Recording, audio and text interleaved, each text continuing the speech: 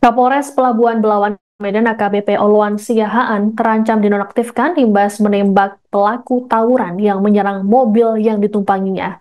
Kabar penonaktifan terhadap Kapolres Pelabuhan Belawan ini disampaikan oleh Kapolda Sumatera Utara, Irjen Pol Wisnu Hermawan Februanto, Senin 5 Mei. Kapolda mengatakan pihaknya sudah mengajukan penonaktifan tersebut ke Mabes Polri. Penonaktifan dilakukan agar mempermudah proses pemeriksaan terhadap AKBP Oluan. Diterangkan oleh Wisnu, saat ini tengah dilakukan proses penyelidikan oleh Bitpropam, Inspektur Pengawas Daerah, dan Ditreskrim Polda Sumut. Kapolda memastikan pihaknya transparan dalam proses penegakan hukum ini, terlebih ada korban meninggal dunia.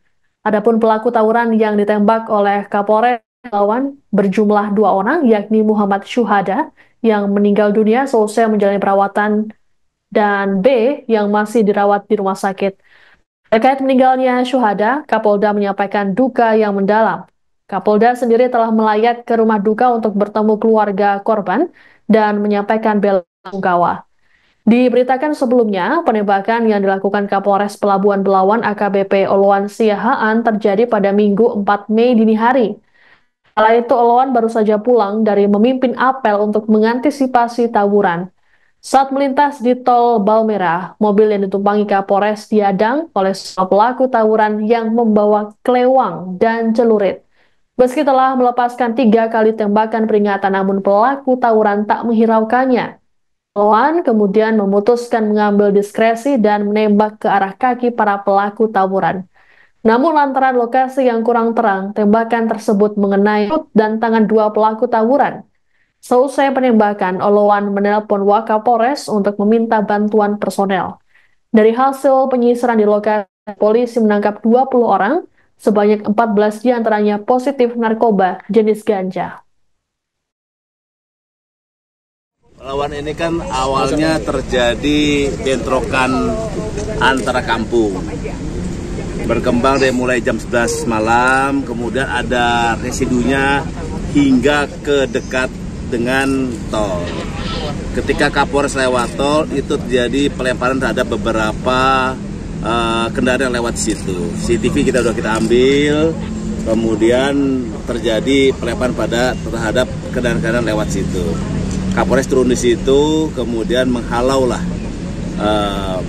anak-anak yang mencoba mengganggu kendaraan yang ada di sekitar situ.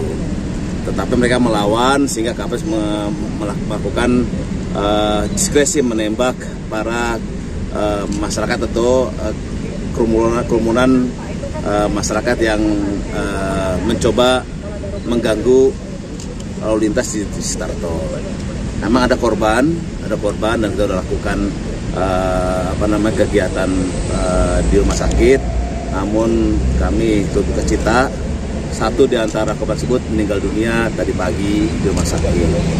Saya atas nama Kapolda Sumatera Utara beserta jajaran mengucapkan turut duka cita atas meninggalnya adik kita akibat terkena peluru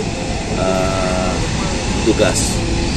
Untuk transparansinya, kami membuat tim khusus dari Polda Sumut yang diketuai oleh Pak Irwasda bersama Propam, kemudian Krimum, kemudian dari Lapor dengan dokter forensik memastikan transparansi dari kejadian tersebut, memastikan bahwa tindakan dari Pak Kapolres benar atau tidaknya.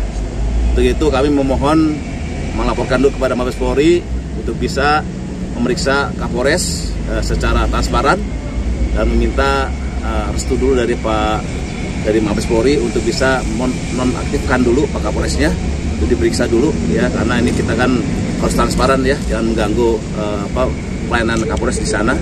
Kami masih mohon arahan dari Mabes Polri untuk menonaktifkan terlebih dahulu Kapolresnya untuk melakukan pemeriksaan.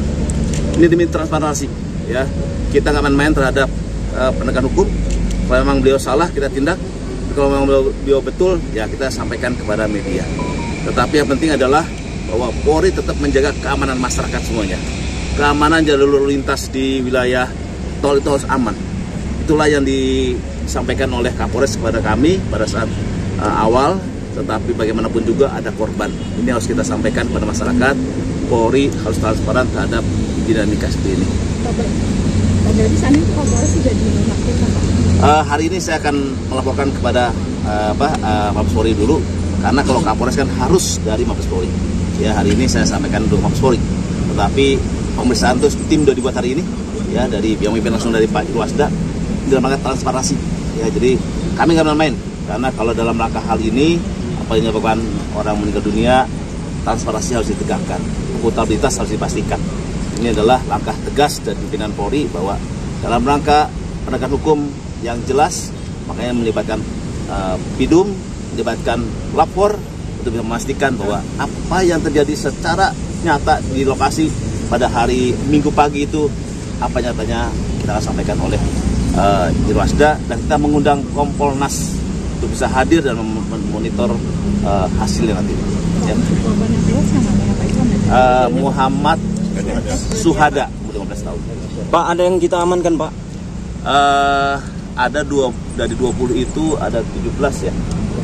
17 orang yang kita amankan, dan ada dari hasil cek urin semuanya narkoba, ya, narkoba. Jadi hasil urinnya adalah narkoba jenis. Download Tribun X sekarang, menghadirkan lokal menjadi Indonesia.